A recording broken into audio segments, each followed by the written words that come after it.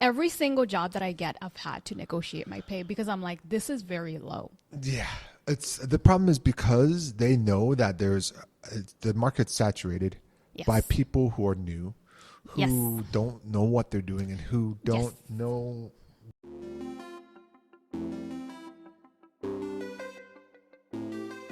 Hello, everyone, and welcome back to another episode of Korea Unfiltered. Today's episode is a very special episode. I feel like I always talk about the entertainment industry. So I have somebody who has been in the acting industry in Korea for a really, really long time. And just hearing their 2 cents into it, I think would be great. So let's welcome Joey. Hey. Woo, Thank welcome, you for Joey. having me. Thank you for coming for the second time. Hey, I am happy to do it again. Yeah, oh my God. Yeah, socially like socially kidding awkward. myself. It's great. Oh, no, Socially it's awkward in interviews. She's Oh, giving me me too. second round to do. It's great. A little bit of stumbling, muddling. It's okay. It happens. I am also very socially awkward, so this would be great. Two Hey. socially awkward people. So, would you like to introduce yourself? Yes. Hi. My name is Joey Albright. I've been acting since 2014 in the Korean industry, so just over 10 years, 2013, 14, somewhere in there. Yeah. It's a long I've time. been training in acting for years as well. Yeah. Classes from LA. I'm currently trying to do local classes as well here in Korea, but I don't act in Korean. I don't like acting in Korean. Have you I feel like because your Korean is good. Why? don't you? It's just so nuanced that Yeah. it comes off as cringe if you don't do it right. And the problem is like a foreigner act. You have to either be very proficient or Yeah. be the dorky like I'm a lovable loser, Yeah, you know. So yeah. I don't mess with it usually unless it's something that I think I can pull off. But for the most okay. part, yeah, I just only. I feel like you would do good though. I've done it. I just don't enjoy it. You know what I mean? Because it's more about memorizing the how to pronounce it. Where do I go up and down? It's not actual like a character or acting. You know, it's just saying that. 안녕하세요. 저는 조이입니다. You know, it's Yeah. very robotic. So Yeah. Anyway, been acting for a long time in Korea. Yeah. Love it here. Went to the States, did it there, came back here because I have a wife and kid that want to stay here. So Yeah, he has a whole child. A whole child, y'all. yay big. Just getting bigger and bigger every year. Oh my God. How did you first end up coming to Korea? So it's a bit of a sad story. Oh, Shocker. Yeah, this is the second time I'm hearing the like, oh, story, God. and it is sad. Yeah. So make a long story short, family of 9, Mm-hmm. had a handicapped brother. He died when I was 16. Oh my God, can you slow down? You're just like, jab. I bet the audience is like, oh my God, What? God, What? is this getting worse? Right, well, I'm trying to like do it Oh my chronologically goodness. just so it makes sense. Family of 9. I had a handicapped brother. He passed away. He passed away when I was 16. Oh, you were young, and young. Yeah, and he was about 14. Rex. I have a tattoo on my shoulder with his name on it, but He was very young too. yeah. He was quadriplegic. He drowned in a pool when he was 2, which is why I don't mess with pools anymore, Oh, y'all. you will never catch me dead in a pool. Yeah. No. No. I don't do pools either. I can swim, but I'm very like, it's probably trauma, right? You Yeah. think? Yeah. Well, I like swimming, but I just for my kid, I'm like, if she's in a pool, I'm very attached. I'm like, Yeah. I'm gonna hold you all the way and Yeah, just I bet, because yeah. it's just that fear, Oh my right? God, yeah. But anyway, so he passed away, and my whole life I had assumed I was going to raise him because my parents were both sick, my dad and my mom. And so whenever he passed away, I didn't really know what I wanted to do with my life. But my mom was doing community theater and stuff like that. So I was like, TV chef or actor I was kind of in between both. Yeah. The TV chef thing came from my brother being like 24-hour care. So we had to like bathe him. We had to change his diapers. When he had to go to the bathroom, we would have to actually help him go to the bathroom. yeah. He was like tube fed and all Oh that my stuff, God, right? yeah. So, and he was like locked in a position. So it was like we'd have to like stretch him every day. It was like 24 hours he couldn't my- swallow. So we were like my suctioning goodness. the spit out of his throat and all that stuff. So I to this day, I don't sleep because it was just like, I wake up throughout the night if I hear a slight noise. And I'm so Yeah, sensitive, yeah, like yeah. overly trained on how Yeah. to do that. So anyway, so I was like torn between, being an actor or a cook. But the cook thing was mainly because family of 9, my brother was full-time care. Someone had to step up and cook. So my parents taught me how to cook. So I was cooking plus helping raise my brother up Yeah. until he passed. And then I was like, I guess I kind of know how to cook. So I'll just start cooking. Yeah. And so I started doing that. And then As like a part-time job, or do you mean Full-time. just like in the home? Yeah, Oh, full time. So okay. I entered a bakery at 16 in Canada illegally. Oh. Was apprenticing. This was like around the time Call when their name out. Just kidding. yeah, What's my, the bakery called? Yeah. it has since then been shut down. Oh, I okay. believe. I hope. I was gonna be like, I'm about to bleep that name out. Fact But check if you that, guys please. are shut down, I mean, there must be a reason. So yeah. But no, it was cool. But that's around the time I lost my brother too. So I moved out, and then Yeah. I was working there. I Yeah. moved out at 16. I was working there. You and then, moved out young. yeah. Well, I mean, because I didn't know what else to do. I was just like, kind of like, I don't know what else I want to do with my life. So I moved out. Right. And then my parents asked me to come back because they were both sick. So I moved Mm-hmm. back in, and then I moved out again at 17 because I just couldn't handle everything that was going on. So I lived with my sister, Mm-hmm. and from there, I started to save money. I was working 2 full-time jobs as a chef. Actually, it was a full-time job and a part-time job, Mm-hmm. Yeah. just to make as much money as I could during like winter season. Restaurants aren't busy, so they're like, we're gonna schedule you full, but Mm-hmm. we're gonna let you go to save, make profit. So it was like a Yeah. whole ordeal. Anyway, but then I met my wife on a trip going back and forth around that time, and so Back and forth to where? my brother passed away in Canada. My parents were in Canada at the Mm-hmm. time. They were trying to become citizens, but Canada said no because there was Wait, your parents are not Canadian? no, they're American. So yeah. So we were living up there. They were looking for greener pastures. yeah, seasonal residents, and so make a long story short, they didn't get it because they wanted the medical care for my brother, essentially, Right, right? Because it was right. like the state's super expensive, insurance impossible. American insurance is insane. Yeah. So anyway, so kind of like wrap it up. I moved out. I was working in kitchens, Mm-hmm. and then my dad fell into a coma. But I'd met my girlfriend at the time around when I was 20-ish, Okay. and my dad fell into a coma and passed just before my 21st birthday. And I'd bought a ticket, saved up and bought a ticket to Korea. Like literally the day after my 21st birthday, I had my first legal beer Right. in the States, legal beer. And then I hopped on a plane the very next day and Were came to there Korea. illegal ones before? In Canada, it's 19, so, This is bad because it's a sad story, but the way you're speaking, I'm like, Joey, stop making me laugh. I'm not supposed to be laughing right now. This is not a funny story. Well, Yeah. life gets in the way sometimes. So Yours got in the way a lot. people Jeez. think I'm like a really mean person. I'm like, no, I just don't handle BS that well. Because you've gone through a I'm lot, just like, for I sure. really need to be in this room. Oh my God. Okay, so yeah. the ticket was bought, and then your dad was in a coma at that time. Yeah, so he passed a month before I flew to Korea, a month before my 21st birthday, around January. So I usually have like a Memorial Day for him and my mom and my Yeah. brother as well, which I just package it on my mom's birthday, Yeah. which is December. So that happened. And then I was in Korea when I got the news that my mom had passed as well. My mom's like breast cancer survivor, enlarged heart. And then my dad was like renal failure. He was like diabetic, hepatitis C, all these issues, gangrene, the whole lot. 9. Yeah. So it was like, Oh my I just remember goodness. like him screaming, like his legs would like cramp up and stuff. And it was like Yeah. very traumatic. So whenever he passed, it was like it was sad, but it was definitely heart wrenching. Yeah. But it was a relief that he wasn't in pain. Right. And then my Right, right. mom died from, like, she had heart problems and stuff from the chemotherapy. Right. Mm. So she passed. And then it was like, I was in Korea and I was like, I don't have any money.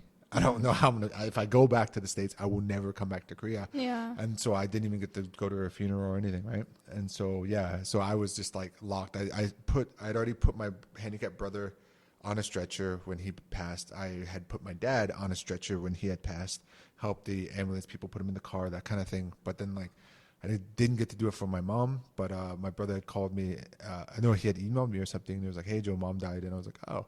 I'm sorry, he emailed you? Yeah, because I was in Korea. Like, how are you gonna? Yeah. Oh, right. There was no like Like real way- WhatsApp and like all that was probably not that popular back then. Yeah, no. Like, this is like when the first smart iPhone or whatever just came out. Because Yeah. in 2014, I didn't have a phone, period. Yeah. So Oh my like, it goodness. was weird, and so I was just like, great, I'm stuck here. But In Korea. Yeah, and so my now wife at the time, girlfriend, Yeah. we were off and on dating. She and her parents really stepped up, like took great care of me. Were Mm-hmm. very supportive. I mean, I was working in a kitchen here, and I was crying while I was cooking. I was just like, I was like, I don't know what the hell I want to do anymore. So Yeah. it Oh got my to a God. point where I basically was like, okay, well, I want to keep cooking, and then I quit cooking Mm-hmm. because I'm 6'2". Yeah, you're a big boy. Kitchens are made for older women in Korea, the little They're ajumas. tiny. Yeah. And so my back was just like trying to cut vegetables in this little kitchen. I bumped my head on the stove. Oh my god. So I was like, yeah. I can't do this anymore, man. I'm working up to 70 hours a week, Yeah. and I'm making $5 an hour. It's not, man. At the time, It's an hour. yeah, you my do the God. math. And so Yeah. I saved up for school, entered university, and I ended up just being like, I want to change my major. So I was mass media communications. So that's kind of like camera. It's not just journalism. Like the classes I took were like very camera based. Some of them were acting. So it was kind of cool. But yeah, because of my mom doing the community theater thing, I kind of fell in love with acting. But Yeah. I've got massive stage fright. Yeah. So I just don't do well in big crowds. On But stages, like, yeah. the camera though it's weird. Like you can like just a wall, right? You're like, Yeah. The people behind the camera are not like hundreds of them. So I guess that doesn't give you that fright. Yeah, too, yeah, but right? they're rooting for you to do well, right? And that's the thing. Like, if you do your job really well, then guess what? They get to go home quicker, right? So it's like Facts. you don't have to worry about your peers judging you or anything. It's just Yeah. like they cast you. They know you're capable, and they pray you don't screw up your lines. So, How have you found the casting process in Korea to be, especially as a foreigner? So there is a lot of limitations on plus size gentlemen like myself.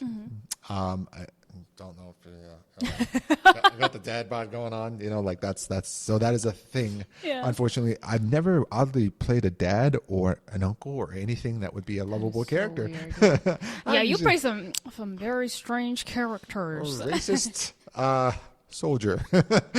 That's just like my Yeah. niche. Racist soldier. I'm like, Do you have have you ever had a drug seller role? Like selling drugs? okay, so I did this weird one where the MJ, I don't know if I can say it on this show, Yeah. but like we were supposed to be foreigners smoking the reefer. Not the reefer. And inside inside this thing, the cops walk in, Oh, and we're yeah, like, yeah. "Whoa, bro!" People. I was not a very good actor in the beginning. I'm still learning. Cut me some Yeah, I slack. remember the last time you came on the podcast, you were like, some of my tapes from back then are cringe. I'm that guy on TikTok, y'all. Okay, cringe actor. Yeah. Yeah. Anyway, but no, I've gotten pretty decent, I'd say, Mm-hmm. over the years of training, and but casting here is it's not image friendly. I'm just gonna be honest with y'all. For example, I for some reason can't seem to break out of bad soldier role, and then like even if I outact another person, the director will literally go, "You're too fat to be a soldier," and I'm like, "Hey, have you not been to the army base?" You're too fat to be a soldier. Yeah, That's and so interesting. and what I love is like you're also too fat to be a skinny businessman, and I'm like, did you not understand what a businessman is? So, but recently it's gotten a lot better. I think like when I first started, the overall image of foreigners was very like, this is this, that is that. But now like casting has like really stepped it up, and like they're more open-minded to trying people and trying different looks and images and Yeah. seeing kind of what works, as long as it's kind of within the guideline of the script and with the director's vision. So Right. casting, the chubbiness is a factor, but when I lost the weight, they were like, you don't look like a model, you look too sick to actively be so that you should have some fat on your face, but you should lose all of this. And I'm like, I don't know how You to. can't win, or like what? You can't win. There's always someone who has an opinion. So Yeah. it was when I went to LA, because I thought I was blacklisted for a while. So I went to LA. In LA? In Korea. Oh, I in was Korea, like, I'm not getting work. It's weird. So like just when COVID popped, Yeah. I'd already booked my ticket. I was like, I'm ripping off the Band-Aid. So a year after COVID, I got they came out the shots and whatever. Like, I got those because legally you had to before you fly anywhere. Right. And if you're on set in the States, that's mandatory. Yeah, they have to check if you got your shots or not. Yeah, so I was like, is it me? Am I a bad actor? Am I really that bad? I literally booked a short film. Over here, they auditioned me, and I flew out on my own dime, went there, and then I booked 7 short films in 70 days, plus a Taiwanese music video. It was so weird. And Taiwanese one of them, music video? it was really random. It was like, it was all through word of mouth. And Yeah. then like this casting director was like, I think you can do it all. So it's just like, have you try all these things? Yeah. So I did it. And then I came back with all this footage. I was like, it clearly isn't me. I'm like, out of the 7 films, like 2 of them were leading roles. One of them was a racist one. No, 2 of them were racist out of the 7. Yeah. A racist cop and then a church shooter. So that was fun. Thanks, Not a typecasting. church shooter. Yeah. Oh my God. I drank for the better part of 2 solid days after that. and I Oh, was those like, type of roles would definitely mess you up. Do you remember mentally. have you seen Ace Ventura: Pet Detective? Jim Carrey. Anyways, there's a scene where he like kisses the female cop, and Yeah. it turns out it's a dude, and then he's in the shower brushing his teeth, and he just feels gross, and he's crying. That was basically me in a nutshell. It felt so gross. Yeah, those roles, I don't understand how people take that character and themselves and put that separate. Yeah, no, it's Like- but what's weird is like I'm sitting in this church, and then like I'm talking to all these lovely people, and I'm like, hey, and they're like, oh, you're the killer. Oh, you're the I shooter. was like, please don't hate me after this. When you act it out really well, do you feel like you're like, oh, that was too Well, too good? What's weird is like if you're really doing it, you don't think about it. If you're thinking about it, then you're not really doing Doing it, it right, right? yeah. So that's kind of the trick to acting, right? If you're like really locked in and you're not trying to like ad lib lines and get more FaceTime, and you're like you really got this synergy going on, and you're like putting your piece inside that puzzle that has to exist, then you don't even think about it. And then okay. after you watch it, you're like, oh my God, what is that? That's this, you know? So yeah, so I came back from LA, and I got cast in a movie here called Open the Door. And the director wanted me to be this drugged out homeless guy robbing Oh yeah, you posted on your Instagram. yeah. recently. So I was like, give me all the money, you know. So like I grew out my hair, just like, "Ah!" I had a beard, yeah. And so like it was cool because it was like something that I wasn't used to doing, which is normally just like cliche, like businessman or teacher. There's only so many roles you can have yeah. as a foreigner here. Yeah. Yeah. So now I'm like, unless it's like some special role, I'm literally just like, I just need the money, y'all. Let's just get this done. Yeah. So, yeah. Chop. Yeah. You had mentioned that you thought you were blacklisted. Why did you think? Is it just because there were no jobs at that time? No, there were jobs. I think what it is once you've kind of built a brand or a name, and people like this is what I've heard from an agent. Like whenever they cast somebody, they're going in with the assumption they're looking in Korea amongst the amateurs, the one that fits the best. And the word amateur was thrown out there, and I'm like, oh, this is Because you're not an amateur. You've been doing this for years and years now. Yeah, and so it's weird, like to think about, like that's the mindset that they have. One bad audition 10 years ago sticks with you for the rest of your life. I'm still trying to break that stigma, but it's like I literally brought in all this footage, gave it to all the agents, and they're like, "Wow, you can act." And I was like, "That was me." What 3-4 years ago? Yeah. Imagine how good I am now with the expensive classes I pay for LA. Like I have literally LA's top coaches on my resume. Yeah. And like any casting director in the States is like, holy, they're in disbelief. Like this is not common. These are expensive. Yeah. Like $2,000 for 2 weeks of classes, and it's That's like a lot of money. it's 3 classes. Yeah. 3 classes you're paying. That's a lot of money. 3 classes. It's like rent or acting classes. Joey is like acting classes. I was almost homeless for a while. My wife was killing me. She was like, yes, you need to stop spending that time. And I was like, if I get it on my resume, that's all that matters. Yeah. So, But do you feel like that resume works well in Korea? Like having all these like top. so that's what's kind of a disappointment. What is nice is like American productions are coming over here. Yeah. And And so- Netflix and stuff. They'll be like, let's see what this guy has. But they just give a comp card. It's got like 4 photos of you. Some of them are like really old, bad photos. Yeah, And then for sure. it's got like either a fake name or just Joey on it. And then like a weight that doesn't match my current status. Someone put like 88. And I'm like, I've not been 88 in 10 years, y'all. Yeah. So like, I don't know what that, it's like, well, just They just lie. They're just like, oh, just say it. Say it's right. And you're just like, just agree. That's a lie, but okay. Yeah. You're born in 96. And I'm like, I'm born in 88. So I look, this gray hair, y'all ain't going away. So like, Like he's 27. yeah, it's kind of Yeah. like cringe. Anyway, so yeah, it's weird. It's weird to have to like go in and persuade people that you're good enough after you built a career. But like I was booking a lot, and then suddenly it was like nothing, right? This was pre-COVID too, and so I was like, I don't know what I'm gonna do. And so I was like, you know what I need to do is just rip off the Band-Aid, go to the States, and really see if it is my acting or if it's just the industry here. And so went there, and like I was like, wow, it's definitely not me.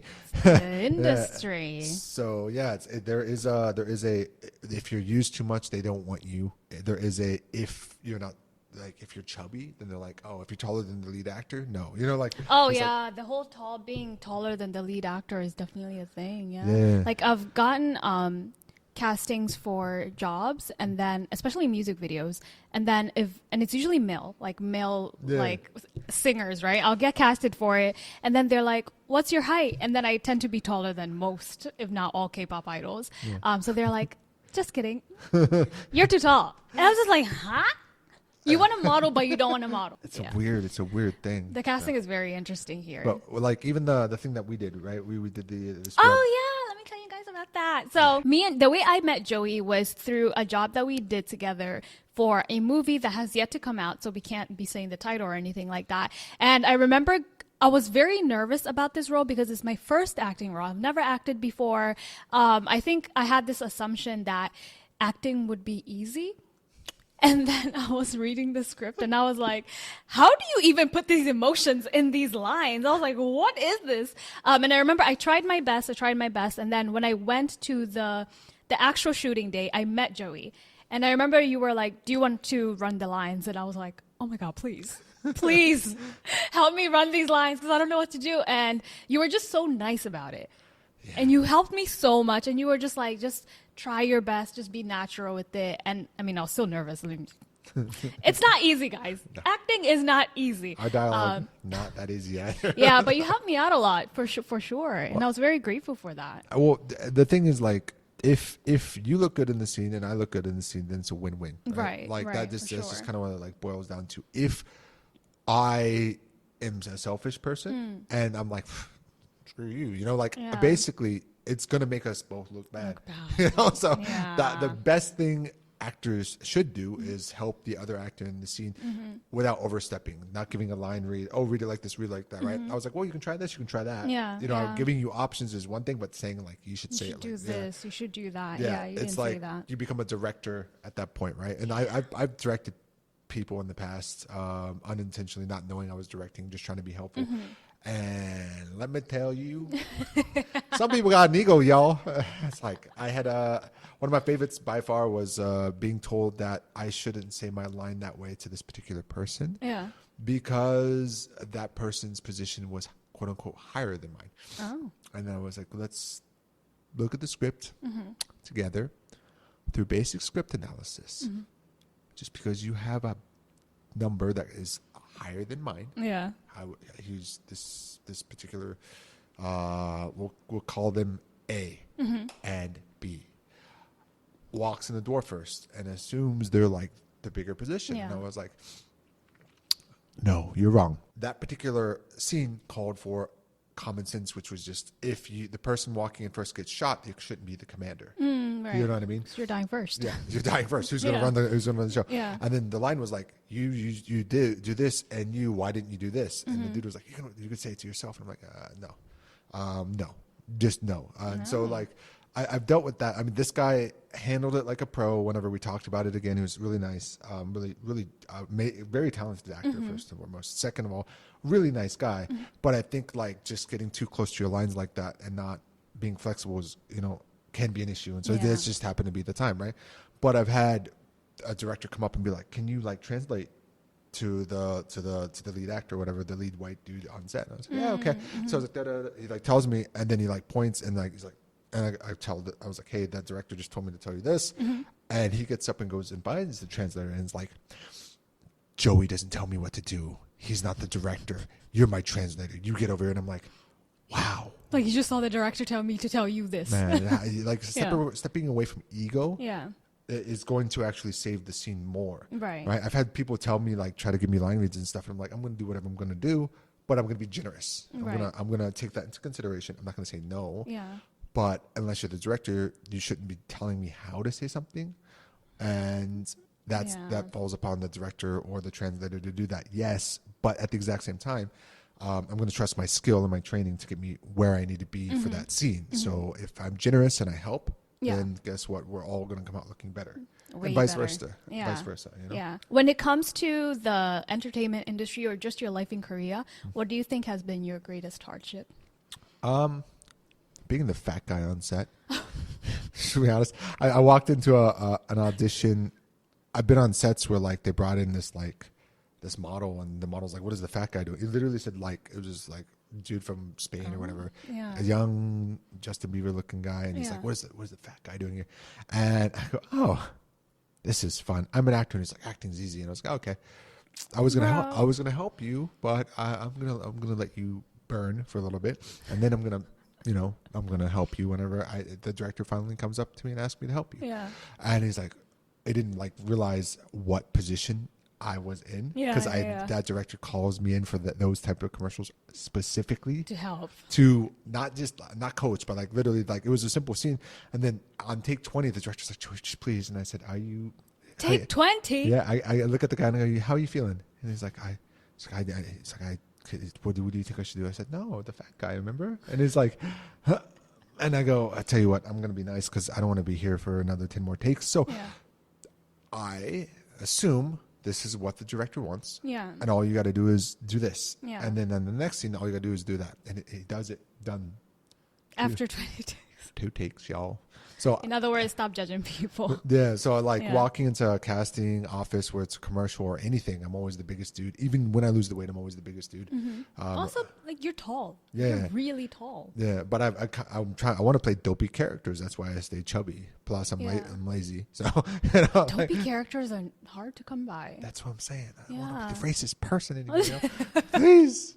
I feel like all my foreign friends are like, "I'm so tired of playing the same role every single time." Well, I had a buddy Yeah. of mine, like, there was this thing that had happened where I was working behind the set, like I did for Casino. I was like monitoring all the English, coaching the pronunciation, Yeah. helping like get the lines to where they kind of need to be and simplify them for the Korean actors. Yeah, So I yeah. did that I'm doing that for 2 other projects currently. I can't say the names, but anyway, so I do that. Plus I get to like be next to the director. So I understand kind of what they look for Right. quite often more than not. And so it's weird to like do that type of thing and then be like acting in front and just like, you know, hit it out of the park for the most part, like 3 takes roughly, you know, it usually takes me to get warmed up, but Yeah. nail it. And then have people like when I go into casting know me by name, but still the client's like, or like, you know, someone doesn't have the vision of like Joey can be a lovable person. You know? Yeah, Like, which is, it's so strange. For me, I feel like roles are very limited for foreigners in Korea. yeah. But it's also weird because I feel like when I make that statement or I say that, people are like, just leave Korea. But for you, you have family here. Yo, It's like- I'll be 100% honest. I love working here. I love working, but imagine what it's like to have to talk in Korean, get directions in Korean, understand Korean to an extent, plus hit your cues, plus memorize the script. I was on a set where an agency gave me all of the lines in English because I had dialogue in English, and it turns out all of the other actors were speaking Korean but me. And so whenever I requested the lines in Korean too, so I can see what my cue was, they said no. And then about 5 minutes before, I finally got a piece of paper that was written in Korean. And then the actor who knows me, who worked on a different set with me, knows me very well. He's like, "Why aren't you saying your lines?" I'm like, "I got it all in English." Yeah, So- so it's not translated the same for sure. So it's like these problems happen too often, and they're never kind of like rectified properly. It's just like you're expected to like flounder and figure it out. So I've become very good at just winging it and figuring it out on the fly. Thank God this is like the Wild West of that situation. But Yeah. if it weren't for my wife and kid, honestly, I would still work here, but I want to be a nomadic actor where I go where the work is. So Yeah. I want to be based in Korea because healthcare is great, super cheap, rent is super cheap. Like life here is Oh great. my God, you said rent is super cheap, and I'm like, oh, Yeah. is it?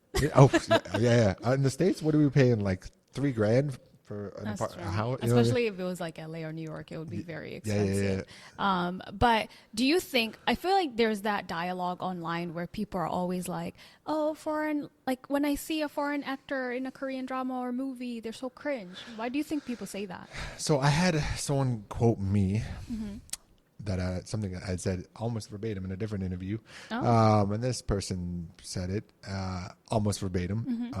But like Western acting and Korean acting is very different. Well, if you take acting classes, you would know that is the case. But it's more than that.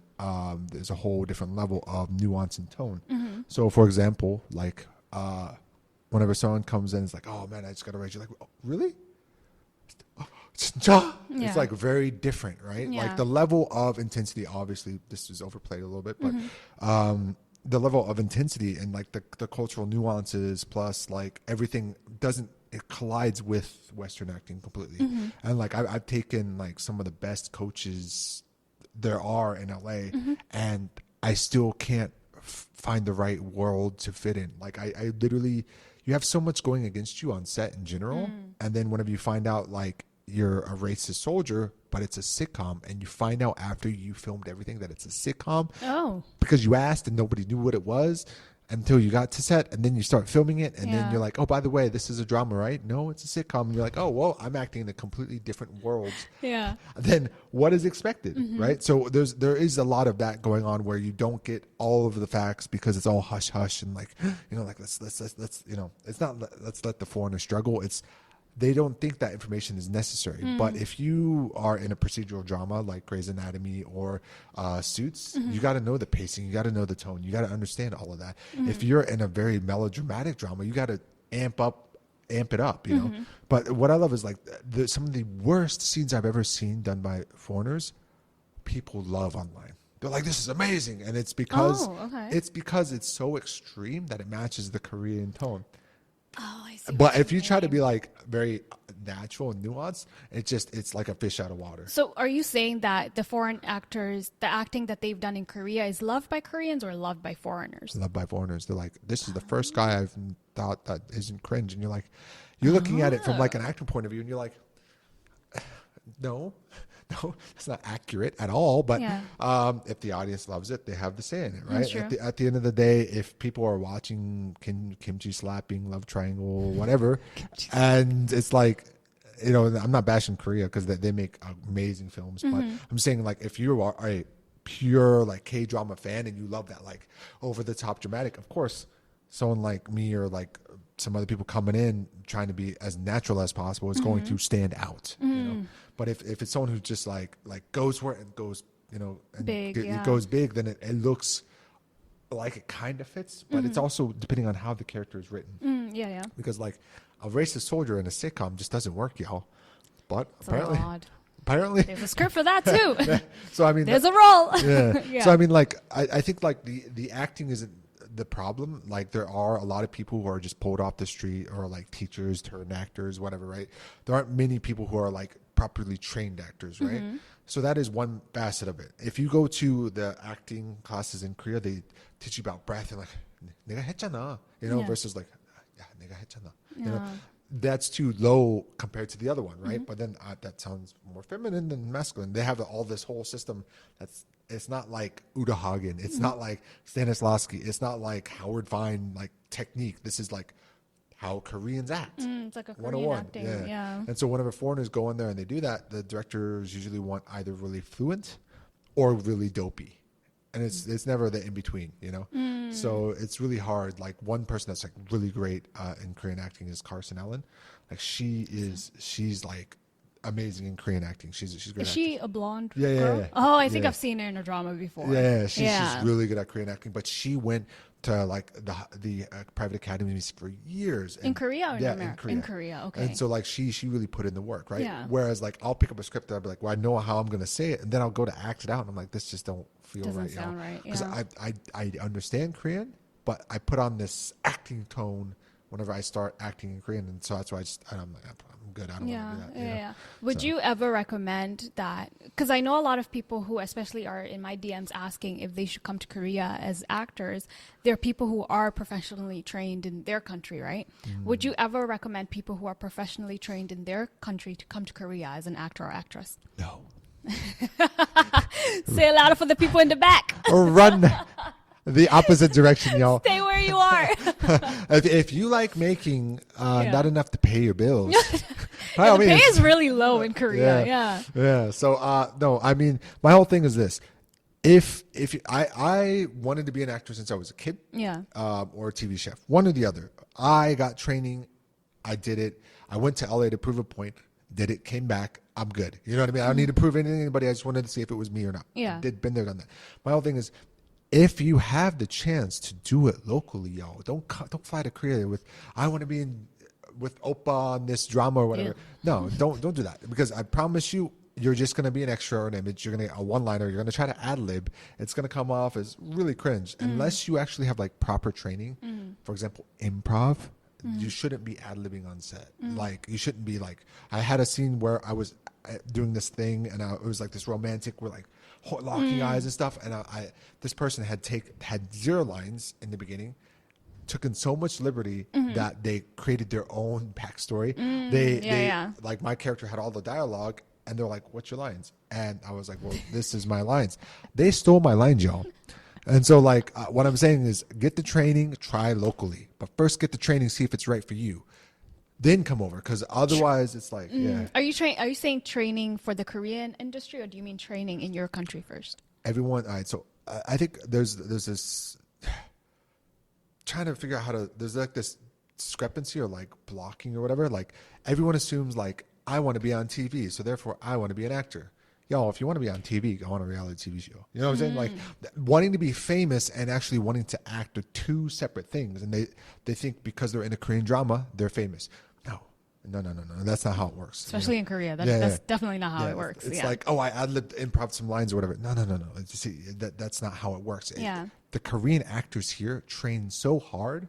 They put in so much effort, and for like a white dude to show up and be like, I'm an actor too. It's like kind of a slap to the face. So I preach, put in the training, put in the work first.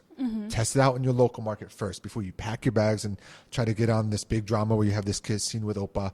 That may never happen. Make sure it hasn't happened yet for anybody. So that's what I'm saying. But like, make sure it's for you and that you're doing it for the right reasons. Because if you're just flying over here to be an extra, you ain't going to be able to pay your bills, first of all. Second of all, if you don't have the training, you're not going to pass the auditions. And if someone actually does put you in a role like that, you're going to be in the spotlight, and you're going to be another cringe actor. You know, so which is something I'm trying to break a stigma on by putting in so much effort into training and putting a lot of work into being this professional actor on set, this person that gets called in by directors, by casting, to present this character to the best of their ability. That's the way it should be. It shouldn't be like, oh, hey, ad-lib something, and this person has zero experience, because they just have to. Again, like the person I was just talking about, romantic scene. They had asked my line. They had stole my lines. Romantic scene. I was like, are you going to say anything? Because basically the camera's pulling out. We just got to lock eyes. No. I said, because it's romantic, right? We're both on the same page. Starts just makes their own script. Shooting their shot. Yeah. And so the thing that they had said, though, which was really comical, was, thank you so much for bringing me here. And we were kidnapped in that scene. So a director says, cut. And I said, hey, first of all, continuity, the lights off. Second of all, this person, hate to throw them under the bus, but they've been doing it all day. And they were just supposed to be an image extra sitting there. Yeah. And it's just been 3 scenes of hell. Yeah. So I'm like, God, this is cringe. So let me just break it down for you. We were kidnapped. You were in the car when I was kidnapped. You can't say thank you for being here. Yeah. So, I mean, this person is the sweetest person, but they felt in the moment that was right, and they were just shooting their shot. And that's the problem with 90% of the cringe, y'all. Do you think they were shooting their shot to be famous, or for them to look good for the director? I honestly, the only reason why you would ad-lib something that isn't there is for selfish reasons.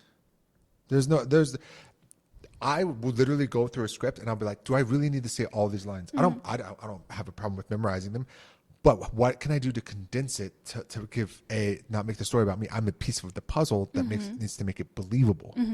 That's it. I just got to be that guy that's believable and a piece of the puzzle that helps move the story. Yeah. I don't need, back in the day I needed the footage. I don't need the footage now. I'm just like, I just want to get paid and do what I love to do, and they can cut my scene. It doesn't matter. I just want to do whatever is right for the scene. Yeah. And you got to be selfless. You can't be selfish and doing it for your own reasons. So the reason why there is cringe, fish out of water, and Korean acting is very different than Western acting. All of that exists, but it's just people shooting their shot, throwing in random dialogue that just doesn't work, and they don't know like the proper tone of the show to be able to hit that dialogue out of the park. Last question. Yeah. It might be a little interesting, I think. I think your answer will be interesting for this. What do you think about the payment for actors in Korea, foreign actors in Korea? So, I will be honest, with all the new people coming in, it's gotten to the point where extra pay is now dialogue pay. So, And extra pay is terrible. yeah. And so people are, what I had an agent tell me one time was, why would we pay someone who's trained like you the same as someone who's never acted before? But then guess who they're also pushing into the role? The amateurs, isn't it? Because they're cheap. Yeah. Because they just want to be on TV. Dude, that's the point. They're shooting their shot for fame, but that's what I'm saying. Like, just do it in your local market then if that's the case. Because in your local market, they're not going to put up with the ad-lib, the improv, whatever, unless the director likes it. The payment, do you think it's getting worse as the years go? Oh, yeah. I just got offered something, and I go, that's a big old brand. Why is the pay so low? Oh, well, if you don't do it, someone else will. I'm like, well, then let someone else do it. Joey, literally. I have never had to negotiate my pay this much before. Like, as a model, I know that acting industry is different, but even for the modeling industry right now, every single job that I get, I've had to negotiate my pay because I'm like, this is very low. Yeah. The problem is because they know that the market's saturated by people who are new, who don't know what they're doing and who don't know what they should be asking for. And the other thing is they basically say, if you tell another person you're paid, they're going to get upset. Yes. I've had that so many times. Which is true. But like, if you're like in the same position for a commercial and you know that there's supposed to be a buyout, you know that there's supposed to be, basically the basic stuff. Where is it being used? Is it international, Is it domestic? global? Yeah. Is it TVC? If it's going on TV, that's a whole lot more money. If it's just SNS, great. If is my face going to be plastered on a billboard for a still? That's more pay too. Yeah. So people don't talk about that. And then it's like, you get there and one guy's like, I'm making $100 today. And you're like, I'm just like, excuse me?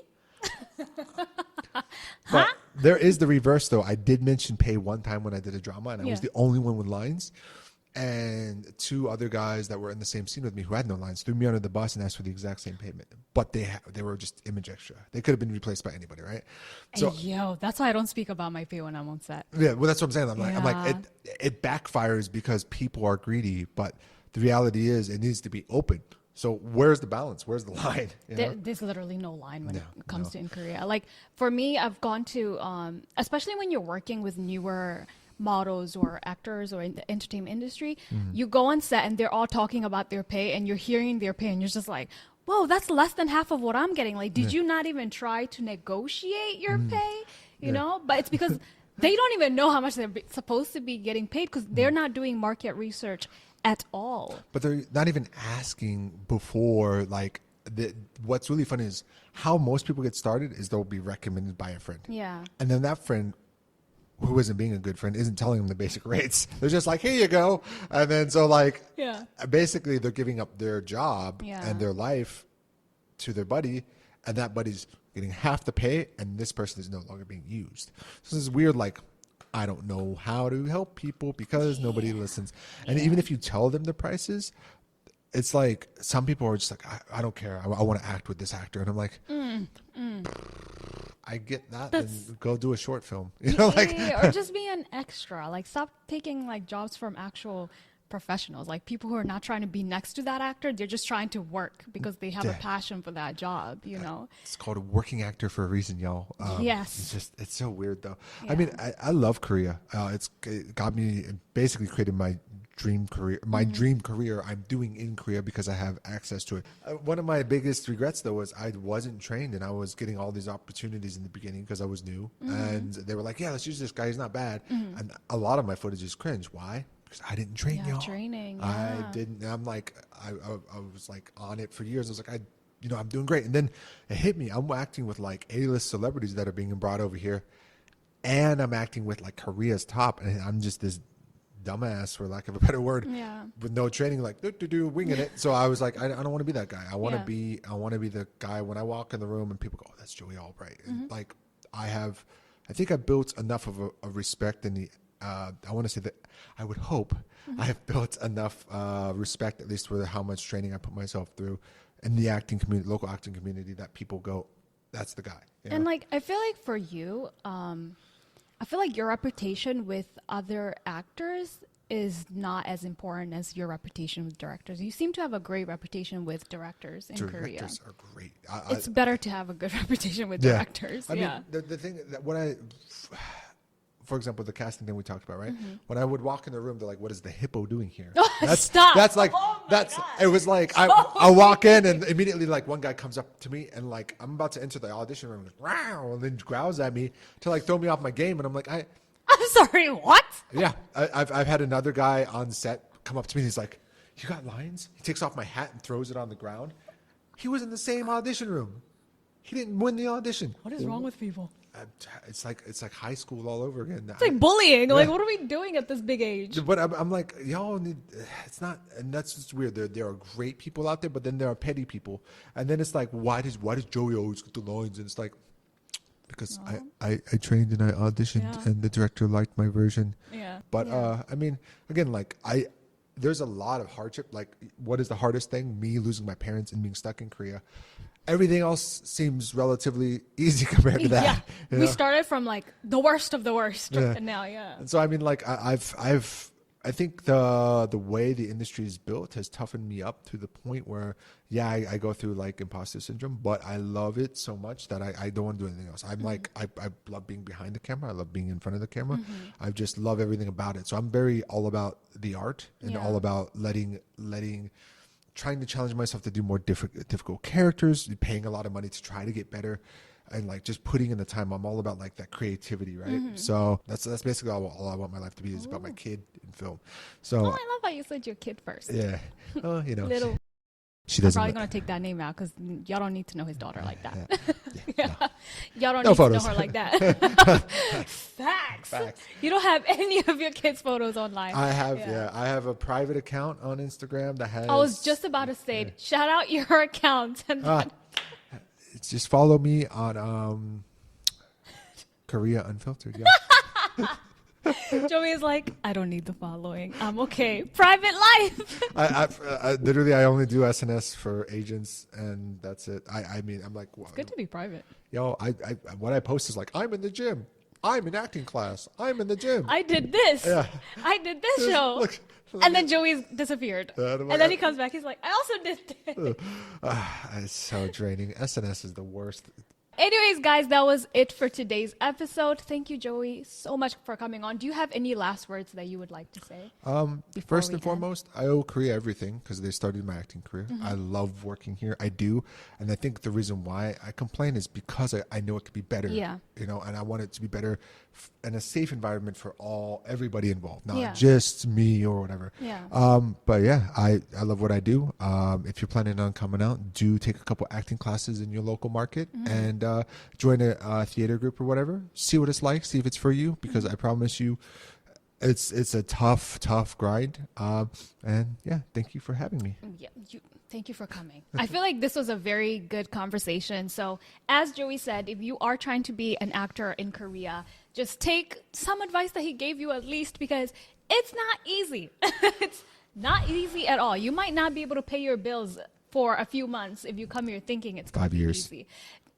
You heard that? 5 years. You're going to be struggling for at least a few years. So just make sure you do your research. You take some pointers from this video. But anyways, guys, that was it for today's episode. I am a host, Paris Kagiri, and this is Joey Albright, the actor.